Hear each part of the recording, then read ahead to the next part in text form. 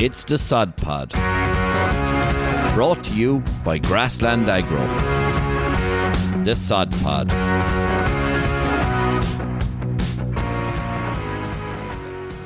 Hello, and welcome to the Sod Pod. We're in season 2. This is episode 8. We're joined by Andrew Mackie, award-winning farmer from New Zealand. He's a huge social media influencer or educator, depending on how people like to interpret that term. YouTube, over 23,000 subscribers, in excess of 5 million views. Instagram, 6,500 followers. The once-a-day farmer. Andrew, thanks for joining us. How are you? No worries. No, I'm going good. I'm going good. What is going down in New Zealand? Actually, before you answer that, you've got the opening fixture in the Rugby World Cup, playing France, in France. Will you get over to it? Oh, geez, I'd love to, eh? Oh, I would love to, but it's a busy time of the year for us. So unfortunately, I probably won't be making that one. Be watching that one on TV. I just want to put my next statement on record. I am going to the Rugby World Cup. I will be there for the Ireland-South Africa game. My wife thinks I won't be going, but now that this has gone out live, she will look awful if I don't make it. So I look forward to being there, Andrew, and you never know, we might get to meet up over it as well. What's happening anyway in New Zealand, Andy? Geez, I'd say Ireland are probably the favourites for the World Cup, but everything... Oh, no, don't say that. Don't jinx us. No, well, we certainly won't be. You guys will be paying, we'll be higher on the odds than you guys, but everything's going pretty well down here in New Zealand. We have had a pretty wet summer for us, which is pretty uncanny. They say it was due to an underground volcano going off last year, I think, which is just, put a bit more moisture in the atmosphere, and we've been copping it. So you might have seen it on the news, but it has worked out well for us in the Waikato. We've been having a bit of a flyer of a season, which is cool, but almost at dry off. So I've got about another 2-3 weeks left to milk, and then that's it. We get a bit of a holiday. Well earned. And you're obviously from your YouTube name Once a Day, and that's something that's gaining a lot of traction in Ireland and interest. Were you always once a day, or what was the decision to go down the once a day route? No. So we have been. I can't remember exactly how many years ago. I've been back. This is my 5th season back on the farm. So before this, I worked on a dairy farm over in the UK, up the north there by Scotland, and then I did a harvest in America, and then I worked on a few sheep and beef farms over here in New Zealand before I went back home. But Dad probably switched to once a day maybe 8 to 10 years ago. He started going once a day after Christmas. So after mating was done, then he would switch the cows over. And then probably about 6 or 7 seasons ago, he switched to full season once a day. And it was because our sort of summers were getting a little bit drier. They were getting harder. And he just made the switch. He wasn't getting any younger either. So it's reduced his workload, especially during calving time in the afternoon, not having to milk and collect calves and colostrums and as such. So he did it for his longevity, I guess, and it's worked out well. We've sort of got a system that works for us. Brilliant. There's probably a lot of talk about 10 and 7 and stuff like that in Ireland at the moment, which is kind of, I suppose, a hybrid of the once a day system. But you talked about the summer's getting harder. That's predominantly due to drought in the Waikato. Yes, we get very hard summers like not this season, but last season. I think we had 2 rainfall events in 5 months, and it was pretty brown, which is unreal. That was our driest year, but usually we can. It's not uncommon to go without rain for a couple of months here. Yeah, it's mad, Andrew, when you're looking at your YouTubes, and you think that we have a drought over here in Ireland in the summer, and then you look at some of your YouTube videos and it's just a completely different colour. It just looks so burnt up and so dry. We can't really complain over here when we compare it to your system. No, it gets pretty dusty and brown, that's for sure. And you see a bit of, once you get a bit of rain, it starts to green up, and it's all right once you start getting it again. But yeah, it's pretty hard going when you don't know when it's coming. You know, they always forecast rain about 10 days out just to keep the farmers happy, and then it never comes. So, yeah, it is hard, but yeah, I don't know. We managed to get through it. We've changed a few things here and there to suit it. So, or not to suit it, but yeah, just a few levers to pull if it does happen. And Waikato, Andrew, is the north of New Zealand. I suppose my very poor version of geography would be it's in the northern island, and we have the southern island as well in New Zealand. Is there much of a variance between the two sides of New Zealand, or from a weather and climate point of view? Yeah, I'd say we probably look a lot like you guys, like island-wise. We're, or especially in the Waikato, you know, we're sort of flat to rolling. Whereas if you're down in sort of the South Island, it's more like the Scottish Highlands, you know, big mountains. They get a lot of snow down there at certain times of the year, whereas we don't. It's a lot warmer up north here, which is nice. You know, we can grow quite a bit of grass through the winter, which certainly helps. Savage, yeah. Yeah. And would you be grass measuring the whole time, Andy? Oh, I don't measure at all, to be honest. I probably should, but I don't. Yeah. You're always managing. When we see in the videos, you're always setting up breaks, and you're always, you know, you're utilising grass even though you're not necessarily measuring it.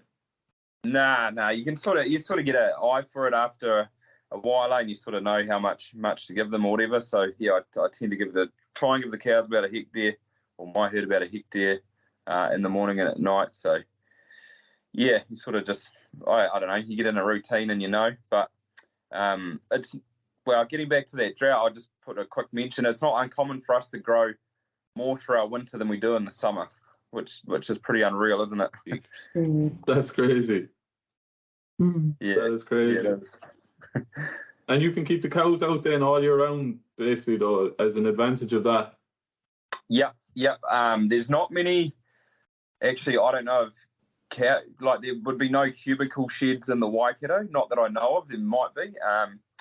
It is getting quite popular, like composting barns with wood chip, especially for people that winter milk, because we get a premium over here if you milk through the winter of a couple of dollars more. Although your running costs are a little bit higher, they sort of need infrastructure and those wintering barns or composting barns, I should call them, serve a pretty good purpose for that. Andrew, like you're calving massive amounts of cows outside. Like how do you manage that? Yeah, good question. So we tend to have about a calving window of I'd like to say 10 weeks, and I'd like to bring it down to about 9. So for us, we are going to calve down this coming calving or next season 300 in about 9 weeks, or 9 to 10 weeks. So it's not too bad. We get about 10. We might average 10 a day, and then on a busy day there'd be 15. So me and Dad we get through it. So draft cows out in the morning and then in the afternoon, and I feed all the cows myself, and he sort of tends to milk the cows in the morning a little bit more while I start feeding calves. But yeah, it's not too bad. We get through it. It is a busy time of the year, but it's also interesting time of the year too. Like here in Ireland, we try focus on the 6-week calving window. Often more of a hopeful aim than anything, but there's some farmers managing that 6 weeks so well to try and condense it down. But obviously, we'd have the in-house system at that stage. It's not the open system to yourself, but it is some drain on time, energy, and resources. It is a tough window on the community, isn't it? Oh, definitely. To get those cows cycling and back in calve for that short amount of time, it's they say, well, we say here, our industry averages, you really want about a 70% of your herd calving within that 6 weeks, or ideally you want 80%, close to that. But yeah, anywhere in the 70s is pretty good. Claire, you were going to say something there? No, I was going to go back to, I was talking about the drought before we moved on to calving. I was just going to wonder, with your grassland management, like, change then throughout the drought? Would you have to feed them any differently when the drought does set in?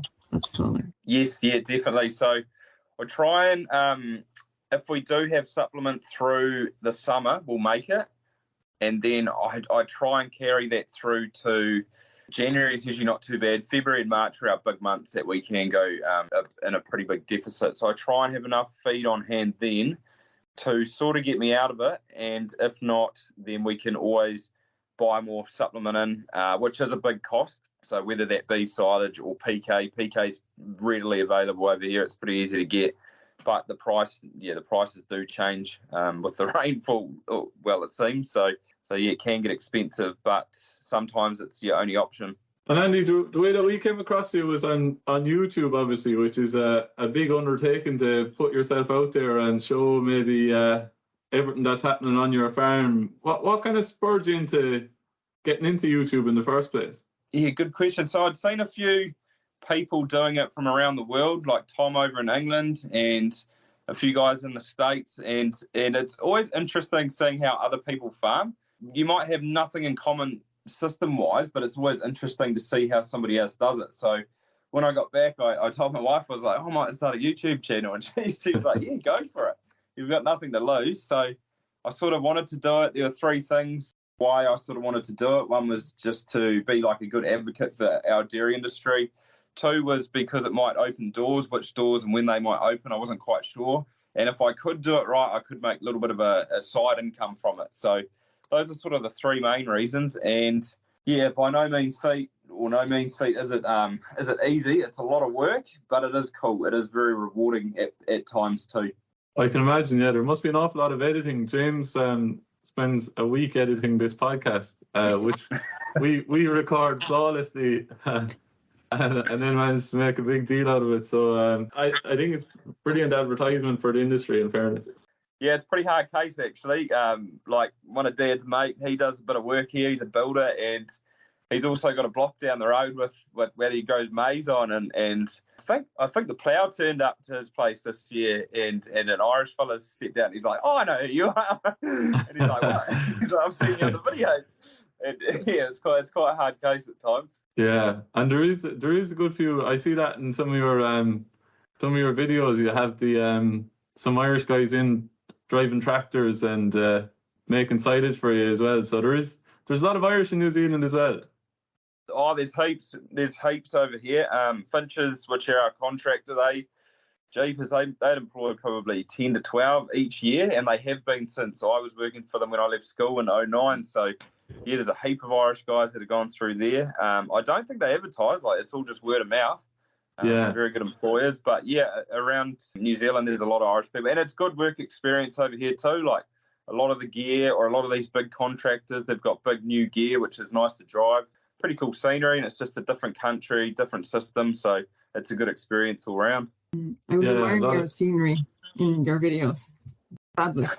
Yeah, it's probably better down south, but yeah, it's nice up here. It's it's not too bad. I was out for a beer there about 4 weeks ago, and there was three guys at the bar counter, a neighbour of mine and two other guys, John and Dean. And of the four of us, the three lads had all been in New Zealand at different times. You know, they're different age categories and all, but the way they spoke about New Zealand and the systems and the farm was unbelievable to hear. Like it's amazing, really. And Davy Corbett, that's part of our own outfit here. Davy done New Zealand as well. Like there's just so many people from Ireland have learned so much from New Zealand as well. It's brilliant just to bring some of these concepts back and see what can be utilised in Ireland as well. Like, oh, it's awesome, and like that was the big thing I wanted to do. Like I could always come back to the farm at some point, and I think the big thing is you've got to go and travel. You've got to go and see other systems, because if you can bring one little thing back to your own, then it might make better. It's good, and you got to get that life experience, and going to other countries certainly helps with that, I think. Yeah, exactly. Yeah, you put out a video this morning, and yesterday from our point of view in Ireland would have been late last night, about 10 p.m, and this morning from your own point of view, nitrogen restrictions. How much can I use? I suppose we're seeing a lot of change here and regulations in Europe, within Ireland. And what sort of pressure points or regulations are there in New Zealand at the moment? Yeah, so it's a bit of a hot topic, I guess. Like they did bring in a few nitrogen regulations. It might have been a couple of years ago. So I think it's called the 190 cap. So we're only allowed to use up to 190 kilos of nitrogen per hectare. All dairy farms. We don't even get close on our one. I think we use somewhere around about it depends on the year, but somewhere between 60 and about 100. So we've still got a long way to go.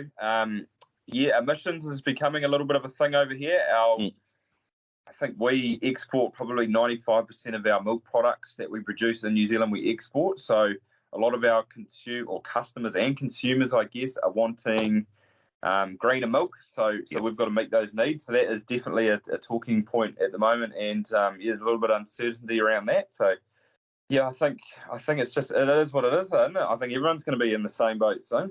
Yeah. Andy, you mentioned there that you're only at the maybe 60 to 100 kilos of nitrogen. Do you think that, like, you use a lot of chicory and stuff, and you use a lot of different kind of grazing systems? Do you think that's kind of helping to reduce that nitrogen? Yeah, good point. Possibly. Chicory, like, we don't put any nitrogen on after planting, and that gets done in October, November, and that doesn't get replanted again till April, May. So it probably does. And I think going forward, like, Dad's always been quite a low input system, whereas I kind of want to stay in that system, but I do want to try and get a little bit more efficient too. So going forward, I think we should possibly use maybe a little bit more nitrogen, but just use it more frequently and lower amounts, just to try and get better results through the season if we are getting rainfall. Yeah. Okay. I hope that makes sense. Yeah, that's perfect. And like, just when we're on the topic about chicory, like, I just like to kind of have your own view on it and stuff, because I know it's massive over with you, and it's getting bigger and bigger in Ireland. There's maybe a little controversy around it.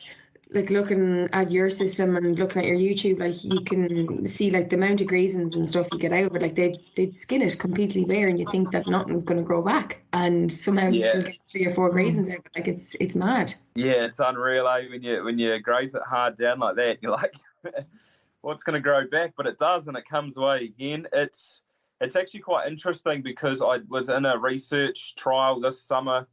So there was myself and 4 other farmers that were very close to Te Awamutu, where I live, and they did a trial to see what would grow more, whether the chicory would or a grass paddock. And this season, because we've had so much rain, the grass paddock actually did better, and the chicory didn't yield quite as well as it should have, which was interesting. But out of those 5 farmers, we actually came to my place to have a look at mine, just on one of them, and we all had different reasons for growing it. So yeah, it was quite interesting in that aspect. And for us, it's sort of like a fairly safe summer crop.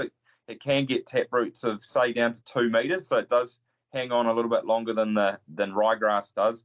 And it's basically just a silage pit for us. So instead of having to feed out, which takes time and it costs money as well, we can just break feed chicory, and it's easy. You run the cows on, we set up the fences at the start, we go on about a 20 to 22 day round, you run them on, you run them off. It's easy. They eat it within 2 hours. You don't have to feed out, or if you might have to feed out a little bit too if it is dry, but it's it certainly helps top them up just a little bit. Great. It's very interesting. Yeah, John, I have a question for you, because you do a huge amount of talk on white and red clover. You're starting to talk plantain and stuff like that as well. Chicory in Ireland, thoughts? For me, yeah. Well, we use it very differently, I suppose, the way that Andy described. So we use it kind of in a conventional grazing paddock. So we combine multi-species sward, so it'll be white and red clover, some decent perennial ryegrass, and then chicory and plantain. The plantain seems to be performing okay. There's persistency of maybe 3 years, and the chicory, it only kind of gets 1 grazing season, and then it kind of is out of the sward. Obviously, it has some advantages, whether it's anti-helminthics, wormer resistance, or holding on a little bit more in a drought or whatever. But in reality, it gets, if you don't manage it like the way that they do in New Zealand and graze it intensively, if it goes to seed, it's fairly wide looking. It has a big blue flower, and it's impossible to make silage out of it. So I think like the grass and white clover is probably, and red clover maybe, and a bit of plantain is probably as good as anything. But for Andy, I suppose ye are used to getting a drought now. So most people in Ireland think that farmers in New Zealand just grow grass and that's 100% it. But you also have a second forage planned in the yard in maize. Yeah, so maize is pretty popular here in the Waikato. It's a massive sort of cash crop, and one of the main reasons is that we probably average pasture grown probably somewhere about the 13 tonne mark for the season. And the average maize crop yield in the Waikato is 19. So you can see we're obviously doing better with that.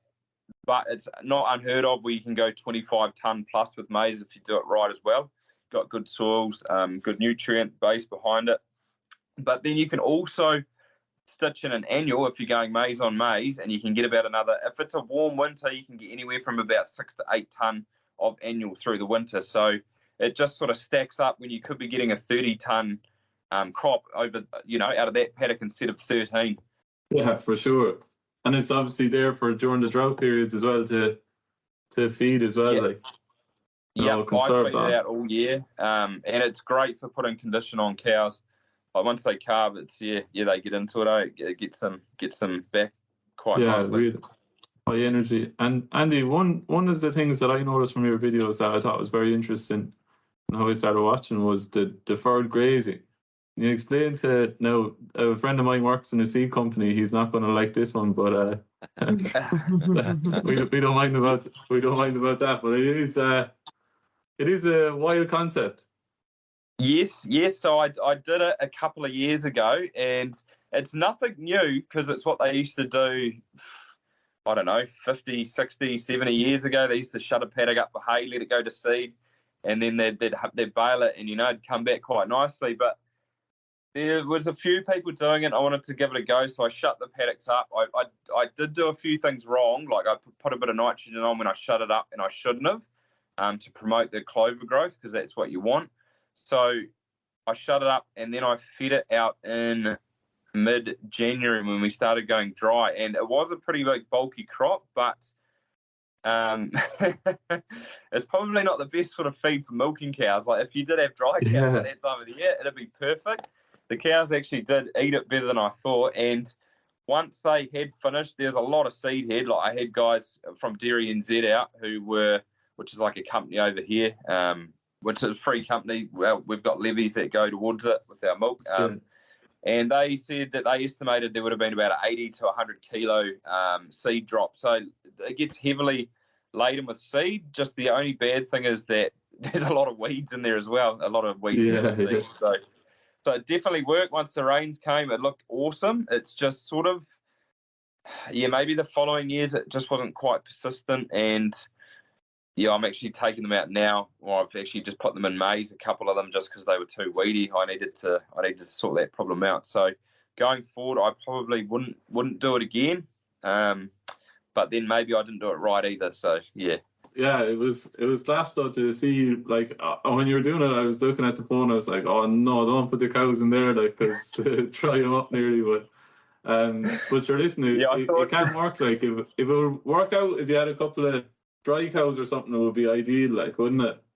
Yeah, I think it'd be really good dry cow feed and like a real cheap way of getting your paddock back into a new grass. But yeah, you're right. When I chased the cows on, I was so hard up behind them because I was like, once they go in and look at it, they're going to be straight back out the gate. So I didn't really want to give them time to think about it. Yeah. And Andy, what is on your once a day system on grass and maybe maize and a little bit of PK? Like, what is kind of the annual production? What are the cows capable? Is it 350 kilos of solids or 370 or? Yeah, so if we were getting that, I'd be pretty happy. But no, we're not quite that high. Last season, bear in mind we had our drought, we were 300. Season before 320.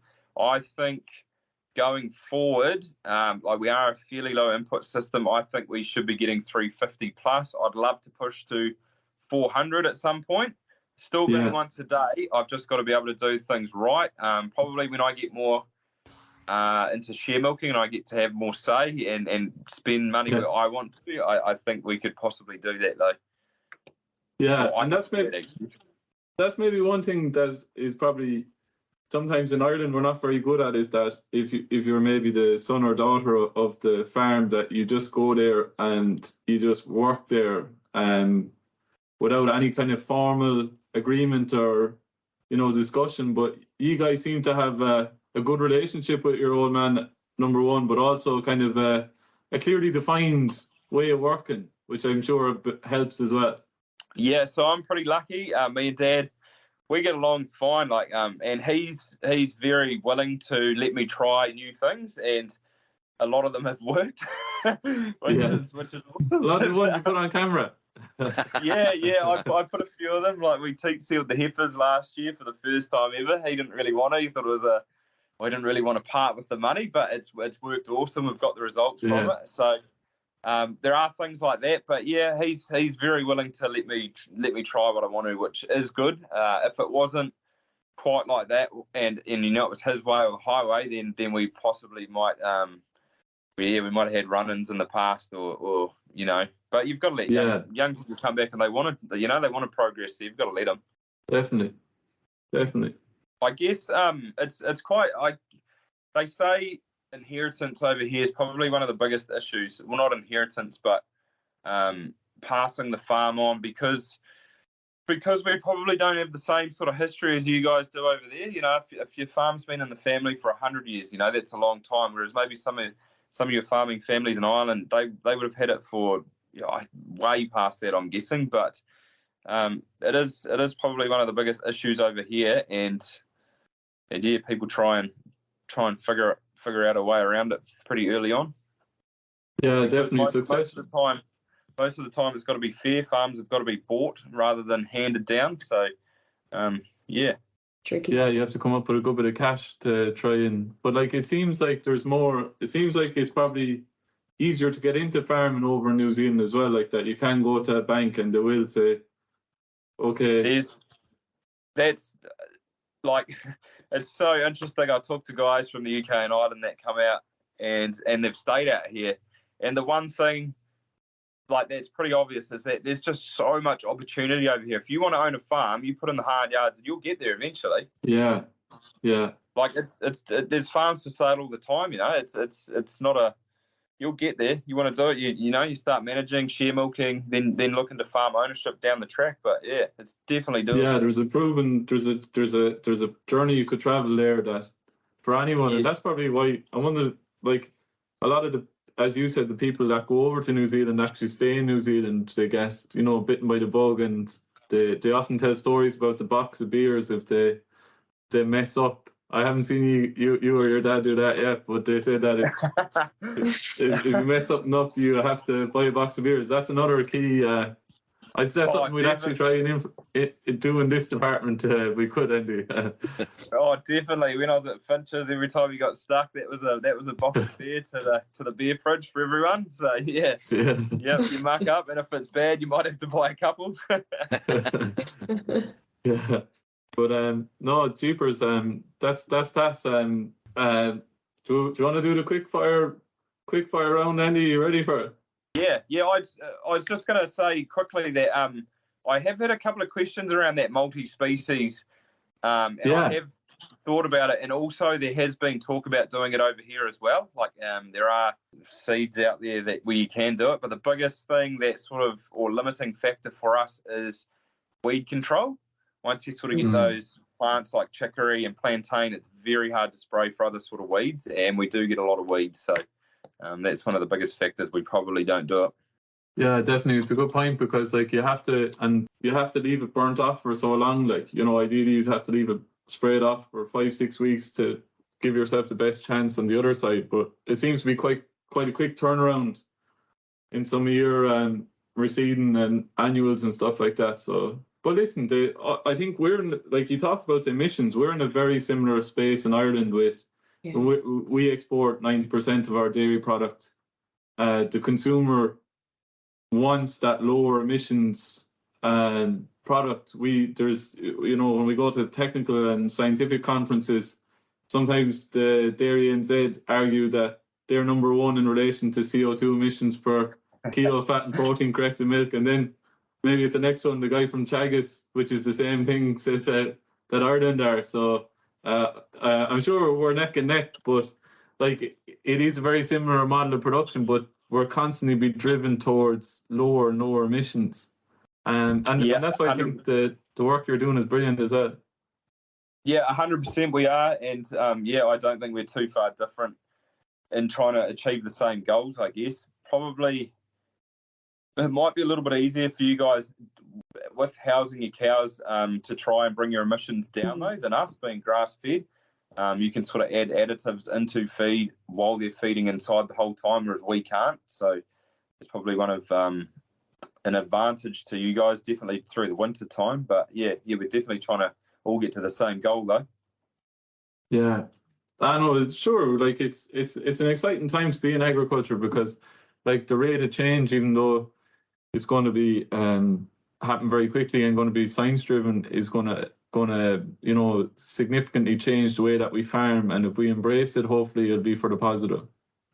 Yeah, and hopefully if we do meet these targets, we do get a premium, or our milk's wanted more than it is. But our biggest consumer or customer, I should say, is Nestle, and I think they've brought out a statement that they want to reduce their carbon emissions by about 100%, which is pretty ambitious. Might be 2050 or 2035 or something like that. So it's not that far away, but it's a massive reduction they want, and they want us to come along for the ride, but they're not telling us how to do it. They say figure out your own way, and we'll see you there. So it's going to be interesting. We'll meet you at the bar. Yeah, that's a tricky one, though, to be fair. Yeah, exactly. You may bring a lot of boxes of beer for that one. Yeah, we've been to mistakes on that one. Yeah, I'll come along to that one too. Right, Johnny, you going rapid fire? Yeah, rapid fire. So Andy, so just bang like that, shoot from the hip, whichever two options, and you pick the one that you think is best. So. First question is Geordie or Bowden Barrett? Oh, jeebus, Geordie all day long. Yeah? Nah, I'd go Bodie, actually. Bodie, yeah. The reason I picked them is that they actually spent some time in Ireland, and we claim that they got their football ability in Ireland. Their father is a dairy farmer, I think, and he came over to manage a farm in Meath and actually played Gaelic football. Oh, did he? In school. Yeah, yes. He's a bit of a celebrity over here, actually. Really, yeah? Jeebus, I can't think of his name. Smiley Barrett. That's the old man. He's an organic dairy farmer down Taranaki. Class. There you go. Second one is going to rattle a few cages as well. Is Fendt or John Deere? Oh, Fendt all day long. Simple. Not a hard one, that one, is it? Yeah. This next one is a bit of a gimme as well. Jerseys or Holsteins? Jerseys all day long. Easy. They're easy to handle. They're smaller. Yeah, less fussy. Clover or chicory? Oh, jeebus. Clover, I guess.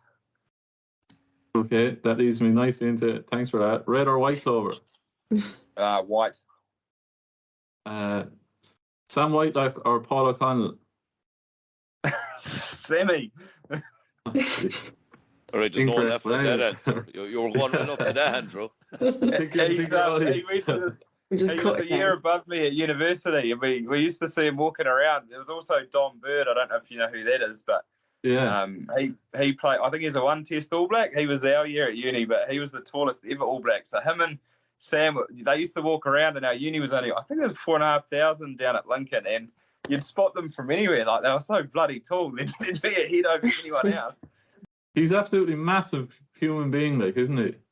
Oh, unreal, absolutely unreal. Just when you see them in real life, you're like, holy heck. Yeah, but sometimes it's mad on the TV. You can actually see that they're so big. Like, we have RG Synham, the South African, playing for Munster now, and he's just huge. Like, but I have another one that's less. We're hoping you give us the benefit of the doubt in this one. So Johnny Sexton or Owen Farrell? Oh, geez, Sexton, isn't he? He's a bloody legend. Yes, correct. They probably both are, but I don't know. I haven't really watched a lot of rugby, to be honest, lately. So, but yeah, Sexton, well, Ireland won the Grand Slam. We won the Grand Slam there, so we're delighted with ourselves. But we're worried about the World Cup now because the last time we did that, we got absolutely annihilated in the World Cup. So, yeah, you don't want to peak too early. Yeah, We'll stay positive. That's exactly it. And the last one then, Brent or Bolus? Jeebus, Bolus would be so much easier. Yeah, bolusing would be so much easier. Hey, Andy, thanks for coming on. We really appreciate all of that. You got all bar one of those questions right. Paul O'Connell was obviously the answer you got wrong there. For our listeners out there, the Once a Day Farmer, get onto YouTube, smash the subscribe button. Also get onto Instagram, the Once a Day Farmer, and you can see what Andy's at down in New Zealand. Really exciting, really interesting, pretty entertaining too. Mind yourselves out there. Thanks for having me. Hey, no bother, Andy. We really appreciate it. Mind yourselves out there. Farm smart, farm safe. Hey, thanks for listening to the Sod Pod. We hope you enjoyed it. To find out more, head over to www.grasslandagro.ie or check out our social channels: Facebook, Twitter, Instagram, LinkedIn and YouTube. That's all for this episode. See you next time.